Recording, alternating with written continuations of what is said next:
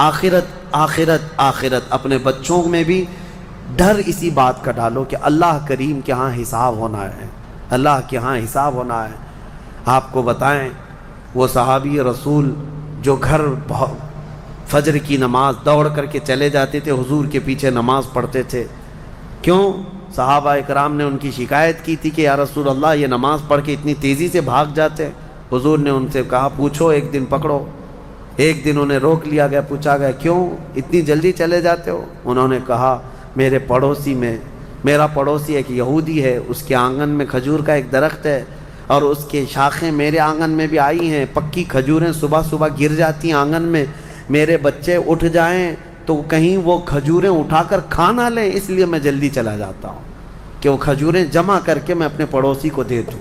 یہ آخرت کا ڈر ہے، یہ آخرت کا خوف ہے. عزیزان گرامی وقار، اپنے بچوں کو اس بات کا ڈر ڈالو. ایک بار حضور پاک صلی اللہ تعالیٰ علیہ وسلم کی بارگاہ میں صدقے کی کھجوریں آئی تھیں. حضرت امام حسن اور امام حسین چھوٹے تھے، بہت بچپنا تھا. کھجوریں اٹھا کر کے وہ بچے کھا رہے تھے، نواسا رسول اللہ کے نواسے، کل کائنات جن کے قدموں میں. لیکن نبی پاک صلی اللہ تعالیٰ علیہ وسلم جلدی سے تشریف لائے. صدقہ آل محمد کے لیے حرام ہے. انگلی حلق میں ڈال کر کے میرے آقا نے پورا نکال دیا. کہا کخ کخ، کھانسو اور کھانس کھانس کر کے نکال لو. حدیث پاک کے الفاظ ہیں. حضرت حسنین کریمین کے حلق میں سے حضور صلی اللہ علیہ وسلم نے آخری ذرہ تک نکالا کہ تمہارے حلق میں کوئی حرام چیز نہیں جائے. آخرت کا ڈر تھا یہ آخرت کا خوف ہے. جو چاہے چبا لے، جو چاہے بھر لے. اپنے بچوں کی تربیت بھی اسی انداز سے کرو کہ اللہ کے ہاں حساب ہونا ہے، اللہ کے ہاں حساب ہونا ہے. بچپن میں جتنا تم آخرت کا تصور اپنے بچوں میں ڈالتے جاؤ گے، جوانی میں یہ اللہ کا خوف ایسے ہی رکھیں گے. الحمدللہ آج مجھے فخر ہوتا ہے، کچھ نوجوان آتے ہیں اس بات کا سوال کرتے بھی ہیں کہ ان کی نوکری میں فلاں چیز ہوتی ہے، یہ میرے لیے حلال ہے یا نہیں. ورنہ آج کے اس پرفتن دور میں کون پوچھنے والا ہے؟ کون پوچھتا ہے؟ کیا ہمارے ڈیوٹی ایسی، ہماری جاب ایسی ہے، ہمیں بتائیں کہ یہ حلال کام کر رہا ہوں یا حرام کام کر رہا ہوں. اگر انہیں لگتا ہے شبہ ہے تو وہ نوکریاں بھی چھوڑ دیتے ہیں، نوکریاں بھی چھوڑ دیتے ہیں. ایسے بہت سارے نوجوان الحمدللہ. یہ ہوتا ہے آخرت کا خوف جب سوار ہو جائے ذہن میں تو اسے خود بخود یہ فکر ہی سیدھا کر دیتی ہے، کسی اور کی تقریر کی بھی ضرورت نہیں. آخرت کا خوف جب ذہن میں آ جائے تو اس کو خود بخود یہ چیز صحیح کر دیتی ہے. مجھے یاد ہے بہت چھوٹی عمر ہوگی میری،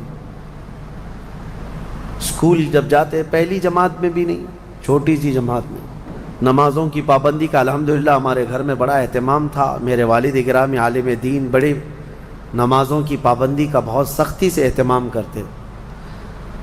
شام کے وقت اسکول چھوٹتی اور آ جاتے تھے تو عصر کی نماز نہیں پڑھی تھی.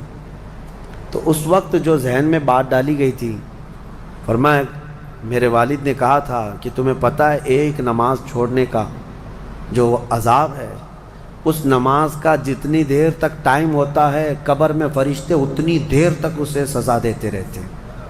اس نماز کا ٹائم جتنی دیر تک ہوگا اتنی دیر تک فرشتے اسے قبر میں عذاب دیتے رہتے ہیں، سخت ترین عذاب دیتے ہیں.